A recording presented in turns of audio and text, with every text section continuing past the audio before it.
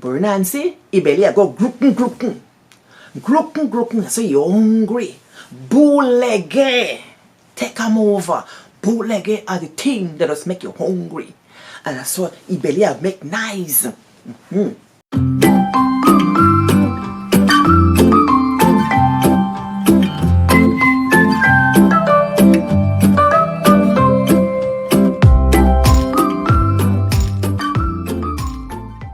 Hello and welcome. Wahdihstoryseh. I'm your host, Dr. Pauline Baird, cultural bearer from the village of Buxton, Guyana. And as you know, I tell our stories, our family histories, our whispered stories, our practice, hidden, lost, and sometimes long-lost traditions. And like we say in the village, Wahdihstoryseh, are you coming? Sit down, make a story for you. It's a Anansi story. We just say Anansi or Anansi, a village, I would say Anansi. Are you ready? Are you ever hear this one? Let me talk. Anansi been live a village with his family. He had 19 picnic and one wife. And them picnic camp rock panam. Every minute them attack. Daddy, daddy, you get food for eat? My mommy hungry. My mommy thirsty. Them play a little bit, then come in there eat. Them can eat out the whole house. And Anansi had a big problem because now, even though he hard working, sometimes it's hard to keep up with his picnic and maintain the family. He had a good wife and he was a good man, a good father that could work hard and take care of his family. But this time, thing been brown a village. So brown, then say even dog look work. Hard guava season. And so, Nancy decided to go back down, go work for Farmer Brown. So you go back down and you work for Farmer Brown every day.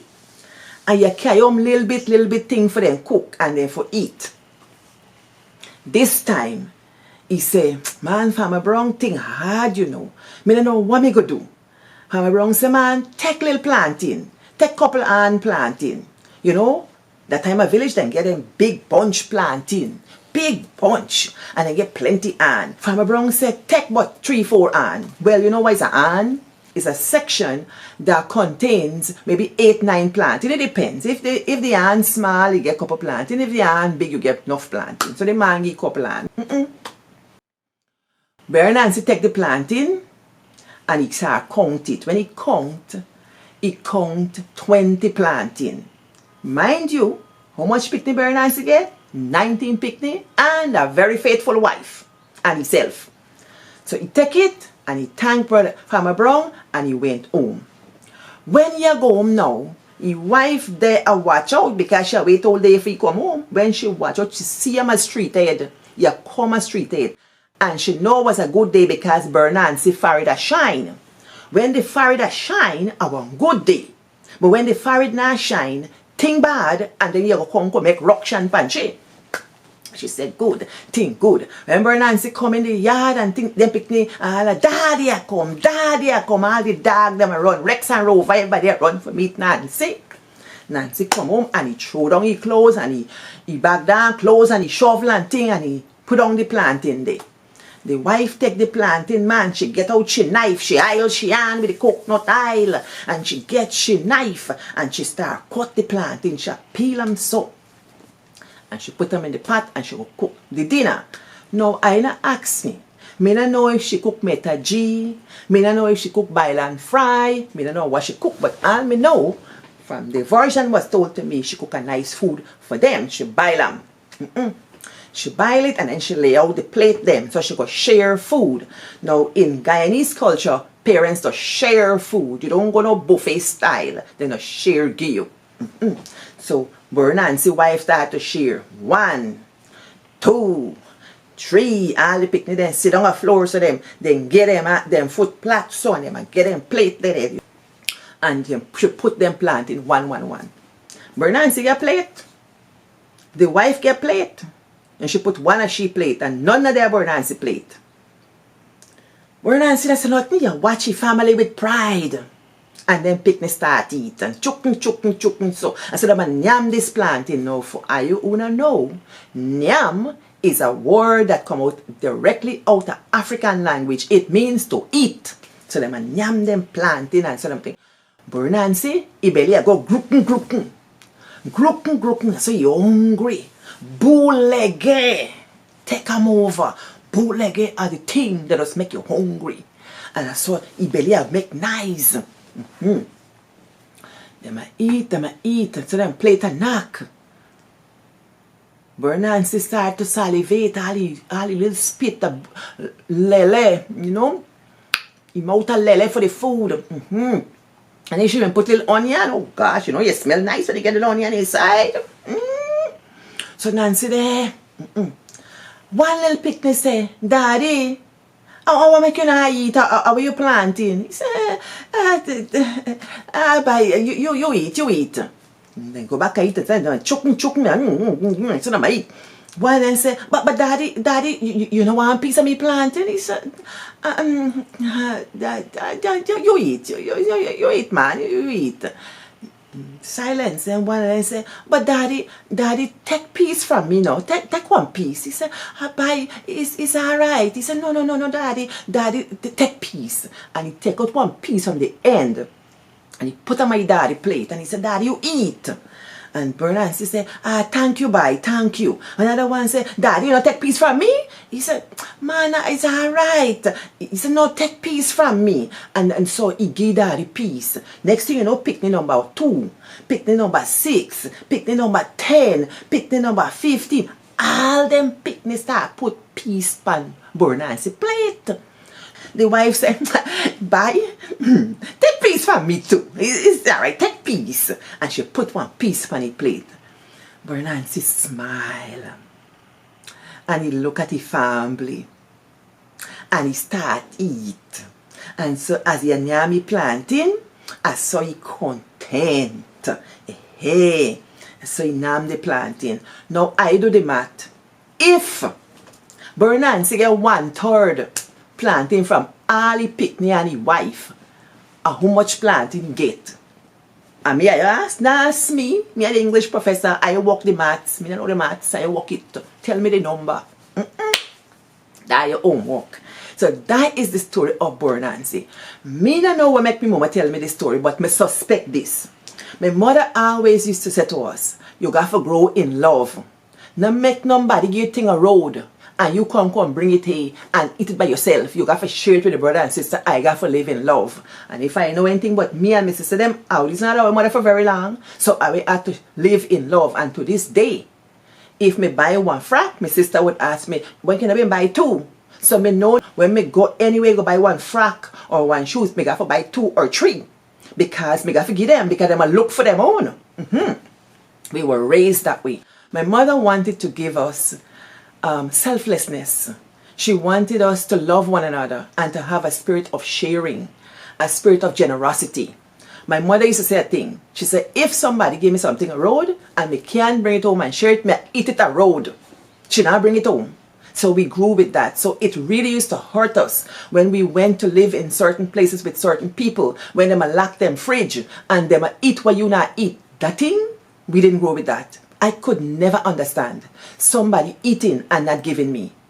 You want to get crossy with me?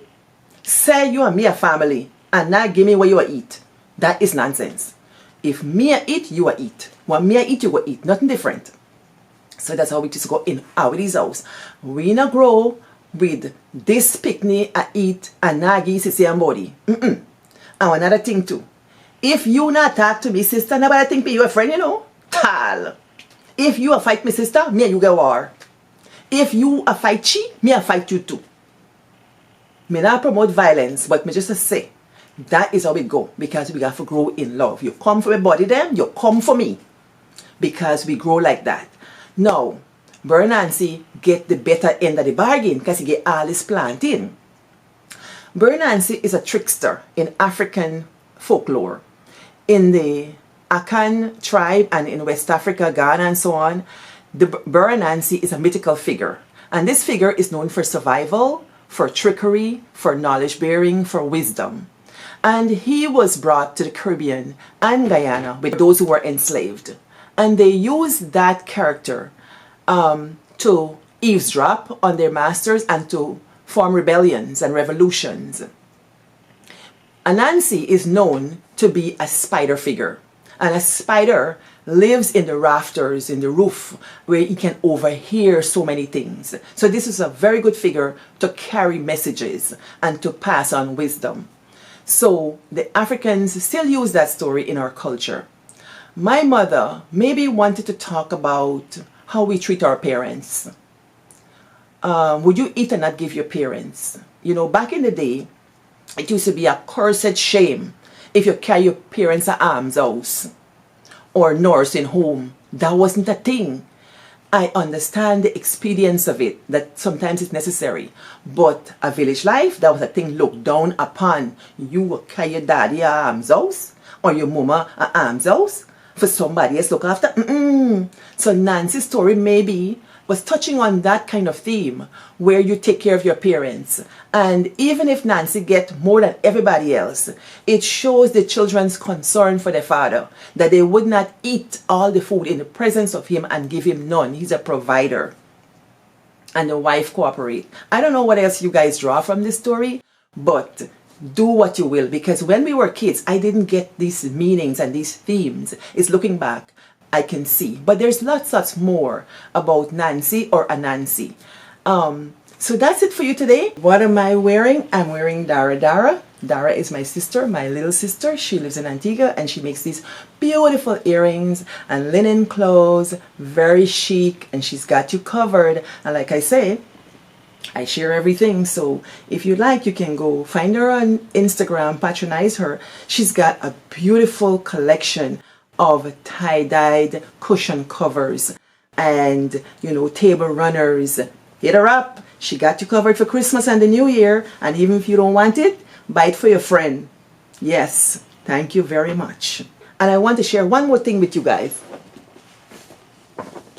You see, I am very interested in maintaining and preserving our culture. No one pays me to do this, but this is what I do in my spare time. And this is my book, Afro-Caribbean Proverbs, Whispers in Our Ears. This is how I hear the ancestors through the Proverbs. I tell a story here about the proverb, what a head, a drop a shoulder. I was vulnerable here telling you one story, but I want to involve you in telling our stories and preserving our stories. So I have 52 Proverbs, one a week, that you can listen to in your ear, you know, concentrate on it, think about it, and what stories come to your mind, please write. If you're ever interested in writing something about your history and your life, this is a place to start. Start with Proverbs. All right, this is the second volume. I have a third volume coming. This one is called Encounters, an Afro-Caribbean Proverbs Journal. So I have a story in here as well. This one is from my cousin. And this one is called Laughy Laughy Gal, Easy for Dodo. Go know the story in here. Then you have to put your own story. I don't give you all the stories. This is your opportunity to write. So go and go do it. These books are on Amazon. Then navel string. We just said navel.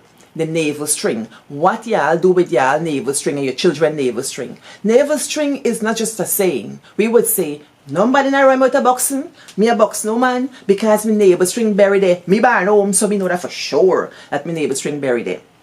But do you know that this navel string story has to do with placenta land in Africa, in the motherland? I went to South Africa, to the cradle of humankind, and they say that that's the navel string of the world buried there. So, what is this navel string story? Find out. I did a lot of research, and in this book, there are some characters. There is Dee. I'm thinking about my sister's daughter, my youngest sister's daughter. There's Uncle Edwin. He's my muse, Edmund Fitzgerald Fredericks, one of Guyana's primary scholars, and we sing about him, the Buxton Scholarship. That's him. In this book, he's called Uncle Edwin. He's a sage of the book. And then there's Prince Foarke. I borrowed him from my friend, Anqueta Beatrice Achaleke. She's Cameroonian, and this character is in her book, Africa for Smart Kids, and she lent me him, and he brings the African knowledge. And then there is Marlon. He's a boy from the village. When I went to the village, I met Catty Phil's son. I don't remember, what's his name now? I forgot. But anyway, sorry. I looked at him and I thought, I want a character like him, so this is him. And then he is called Marlon. And then you have Kay. K is reminiscent of one of my sister's kids, because I think I want to write for those kids, if no one else, so that they can have questions answered. And it's all about the navel string. It's in dialogue form. It can be performed. And I have this grand idea that somewhere kids in Buxton will just get this book at school, and they will take different parts and they will perform the parts like readers theater, and they will know about our village. Wink wink, teachers and parents. And Saturday nights, for those of you who want to tell Nancy's story, get out this book, give the children parts and them act it out. It's all about navel string and how we come to talk about navel string. Very interesting read. The research starts at Buxton, it goes to Africa, it goes all over Jamaica, Barbados, Trinidad, all kinds of stuff. Then there is Dave and the Lime Tree. I'm very close to this book because it talks about a grandma passing on knowledge to her grandson. And it's what Dr. Nehusi Kimani will call the knowing women. And this grandma is a knowing woman. And this lime tree is for real. It's in our yard at Brush Dam. This tree is over 100 years, I'm pretty sure. You know, tree die back, it come back, you cut it back, you cut it back. Well, how do we do that? The practices are here. It opens a discussion on STEM. So I work in engineering. So I'm always thinking about STEM. I teach STEM classes. So this is my first rodeo doing a book about our culture and traditions and science. Then Wahdihstoryseh, like the show is named. Wahdihstoryseh is a way of gathering information and telling stories and passing on information. So when I was doing my dissertation, I needed a framework. We usually have to build our research on a framework. And my inquiry framework was Wahdihstoryseh. So I went into research with a Wahdihstoryseh mindset. So I'm going to gather stories. Wahdihstoryseh, whether it's them say story, he says, she says, whatever. And Wahdihstoryseh has lots of protocols that in research we give it fancy names. But I wanted an indigenous approach, an Afro-Caribbean women's approach to cultural rhetorics, using the oral histories of women, transforming those oral histories. And this is the book that came out for families. So if you want to know what Wahdihstoryseh mean, go and get this book. The same characters are here. We have a character that's a water frog. His name is Willie the Water Frog. And Willie the Water Frog, I'm thinking of Uncle Waddy. And Uncle Waddy is Cousin Vadney's brother. Cousin Vadney Talbot. Evadne Talbot is one of the oldest women in Guyana, I think. She's in Buxton, she's 112. So Cousin Vadney's brother is the one that is my muse for the water frog, because water frog, they're everywhere in Guyana. And you know about goblet?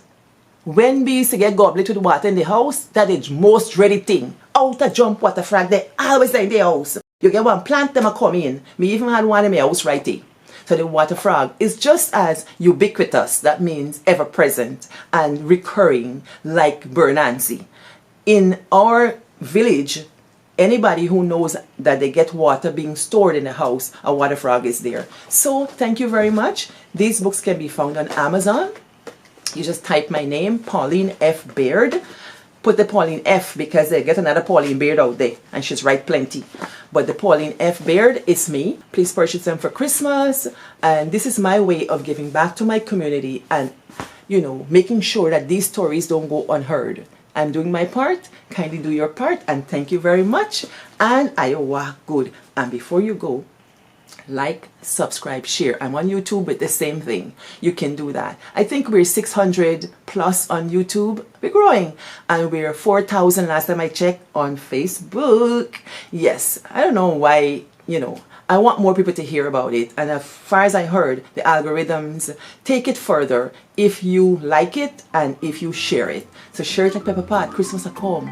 Share it like Meta G, Christmas a come. Share it like a bread, like a fresh made bread, plaid bread. Share them, share them, share them. Thank you very much.